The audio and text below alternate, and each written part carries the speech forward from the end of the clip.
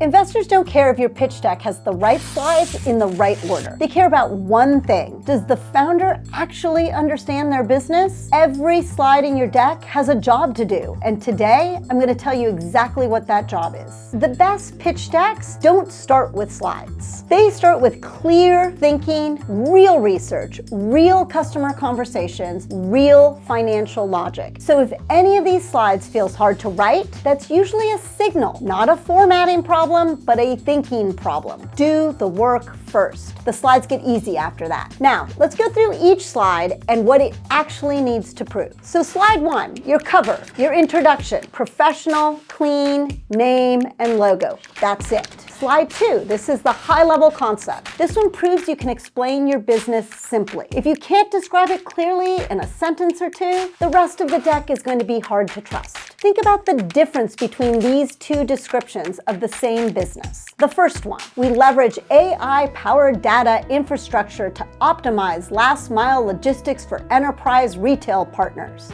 Now the second one, we help online retailers deliver orders faster by predicting where packages should be stored before customers even buy them. Same business. One of those I had to read twice. The other one, well, I understood it immediately. Simplicity here is a feature, not a limitation. So slide 3, the problem. This slide proves the problem is real. Not interesting, not theoretically important, but real. Real enough that people are actively looking for a better solution. You need research and validation to back this up. Your opinion isn't enough. The difference looks like this. We believe small restaurants struggle with food waste is an opinion. In interviews with 40 independent restaurant owners, 34 of them identified food waste as one of their top 3 cost problems, and none of them had a system in place to manage it. Now that is a validated problem. One makes investors nod politely, the other makes them lean in. Slide 4, the solution, proves your product or service is a meaningful answer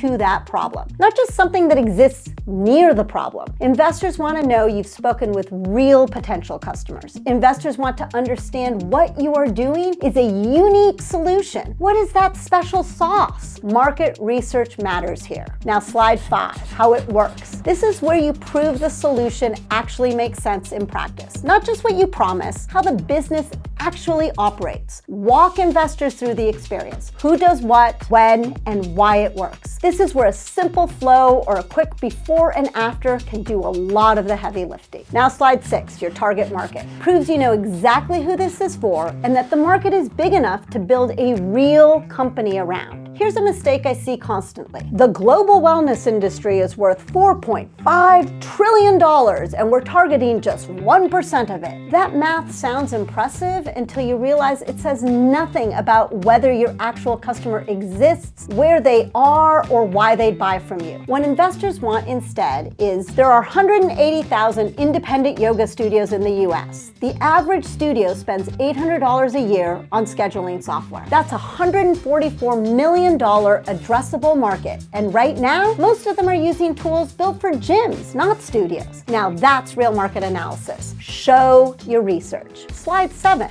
your competitive landscape. This one makes a lot of founders nervous, but here's the truth. Investors aren't looking for businesses with zero competition. They're looking for founders who actually understand risk. Leaving competition off your deck doesn't make you look strong. It makes you look either naive or evasive. Name your competitors directly. Include indirect competitors too, and don't forget the option of doing nothing. Sometimes the biggest competitor you have is a customer deciding to just live with that problem. Slide 8, your competitive advantages. This is your special sauce slide. It proves why your business wins, and we're better is not enough. Better for a specific reason is what matters. We have better technology tells an investor really nothing. Our system processes returns in 48 hours versus the industry standard of 12 days because we own the logistics infrastructure instead of outsourcing it. Well, that's a defensible advantage. Make it concrete, make it specific, and make sure it's something a competitor can't just copy next quarter. Slide 9, your business model. This proves there's a real path to revenue. How do you make money? Why does the model make sense? Know your numbers cold here, because investors will ask follow-up questions, and this is not the slide to be vague on. Slide 10, customer acquisition. This slide proves you know how customers actually find you, trust you, and buy from you.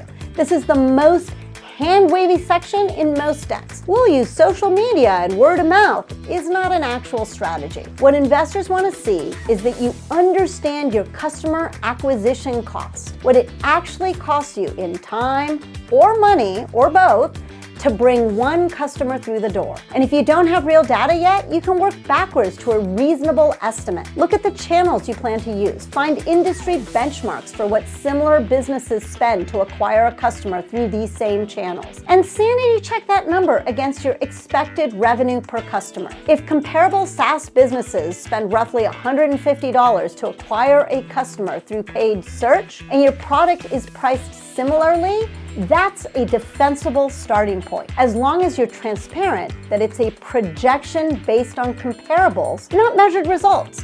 Even a rough, honest number backed by that kind of logic is far more credible than just a shrug. Slide 11. This is your traction slide. Revenue, users, growth, any pilots you've done, partnerships, wait lists, whatever evidence you have that the idea works in the real world. If you don't have much yet, be honest about what you do have. Real, honest momentum is far more compelling than just some inflated claims. Now, slide 12, your team. This is important. This slide proves that this team can execute, and more specifically, that these people are the right ones to build the business. The details matter here. It's not just that you have impressive founders, it's that your backgrounds connect directly to the problem you're solving. If you're building a healthcare logistics company, our CEO spent 12 years managing supply chains inside hospital networks is really relevant. Our CEO has 12 years of Fortune 500 leadership experience is less so. And if you have gaps to fill, own them on this slide. Investors find that more credible, not less. It tells them you know what you don't know. Slide 13. Now we get into our financials. Investors don't expect perfection here. They expect logic. They want to see that your numbers are grounded in reality and that you can talk through your key metrics intelligently, that you know them. So now slide 14. This is the ask. This is going to close your whole case. How much are you raising? What will it fund? What does it help you achieve? Be specific. We're raising $500,000 to hire 2 engineers and get 100 paying customers by Q3. Now that's an ask. We're raising capital to accelerate growth. Well, that's not so much of an ask. You may also need slides beyond these. Things like a roadmap, maybe a mission statement, a why now, or a target persona. The right deck isn't about cramming everything in. It's about choosing the slides that best support the story you're telling. What this really comes down to is this. Investors are not responding to the format of your deck. They're responding to what your deck says about how well you understand your business. Do the thinking first. Let the slides follow. And if you want a tool that helps you build all of this in one place, the research, the financials, the structure, even the pitch deck itself, that's exactly what LivePlan is built for. Link in the description to get 50% off your first month.